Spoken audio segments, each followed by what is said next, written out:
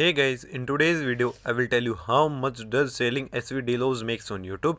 So wanna know? Then watch the video till end and subscribe the channel to know how much your favorite YouTuber earns.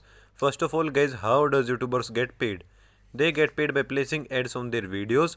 If they place more ads, they make more money. Secondly, CPM stands for cost per 1000 views, means how much advertiser pays to run their ads on YouTube. Average CPM is $4 and the earning depends on many factors, from where the video is watched, how long the video is watched. Thirdly, YouTube takes 45% of creator revenue, means 55% creator gets and 45% YouTube takes. Now let's take a look at the channel analytics.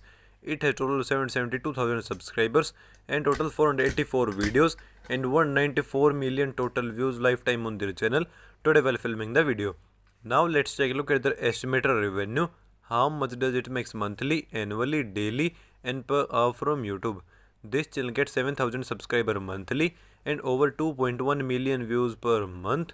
So according to that, if we multiply views with average $4 CPM, then their estimated monthly earning is $8,600, and multiplying monthly earning with 12 shows that they make more than $3,000 annually.